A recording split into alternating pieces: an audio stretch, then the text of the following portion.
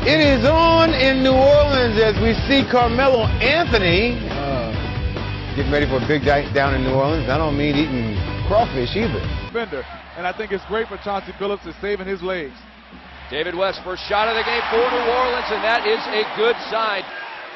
Tyson Chandler's scoring has dipped with each game, basically. 6 points in Game 1, 7 in Game 2, 2 in Game 3 as Carmelo Anthony hits for the Nuggets. Paul said before the game, it got kind of ugly yesterday, talking about Game 3, that big rear end of Nene in his face on the box out right there, and Dante Jones definitely trying to get rough with Chris Paul as Carmelo Anthony hits a pair of free throws, 6 rebounds, 2 blocks. Byron Scott was raving about him after the game. That's just too easy. I mean, defensively right now, Peja Stojakovic, David West, no communication. That little baby baseline, Jay. Back comes Melo for the Nugs, under a minute to go in the first. In rhythm, and he hits it right in Peja's face. A 22-point bulge for the Denver Nuggets. They have a long time to play, though. And the New Orleans Hornets are one of the best come-from-behind teams in the NBA, but the Melo Man hanging and hitting as he flies out of bounds. The lead back to 20 for Denver. 25 in Game 3, and looking like he might have a 30-pluser here. He is 5 of 5 for 12 points. Melo's got that look. He has that look. Guess what? The Nuggets have that look. Butler trying to check Carmelo.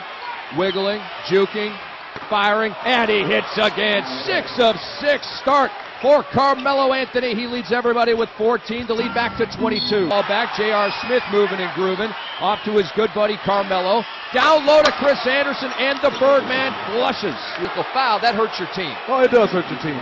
But I think the biggest thing right now for the New Orleans Hornets for them is you can see right now the Nuggets. In that locker room, if the Hornets could get this to 13 or 14, Melo trying to widen the lead. He cannot, but he taps it up and in. Carmelo Anthony now with 15 points. Shot clock an issue. Down to 7 for Chauncey. The Melo Man will launch from the left wing, and he will drill that 3 with the shot clock winding down. And the lead is 26 for the Nuggets. Melo Anthony makes his move on Peja. The double comes. Chauncey over Paul. In his eye for 3. Wow. Chris Paul was so close to Chauncey Billups. They clapped hands. Kenny Gaston. Layups. Easy shot. No resistance from your team defensively. To James Posey or his rough vicinity. Melo from the right wing. Yes, it is good.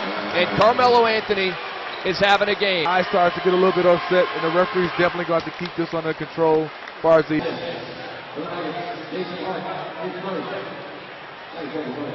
well, the worst loss in NBA playoff history, in case you're wondering, and I know you are, and I feel like Vince Scully as I keep bringing out these random stats. March 19th, 1956. And by the way, I love Vince Scully, one of the greatest of all time. He's like 82 or 83 years old. Still rocking the mic for the LA Dodgers. It's unbelievable. He still sounds like he's 44, by the way. The Minneapolis Lakers defeated the St. Louis Hawks 133 to 75. A 58-point drubbing. Under 30 seconds to go. Jason Hart to J.R. Smith from Denver, and it's good. What's the score right now, Rick? 37 plus 21 is 58. Tied up. We are sitting on an NBA record right now. A 121-63 decision in Game 4 for the Denver Nuggets. They take a 3-1 series lead, and we have witnessed history. Not since 1956, when my Minneapolis Lakers defeated the St. Louis Hawks by 58, have we had this big of a blowout. The Nuggets by 58.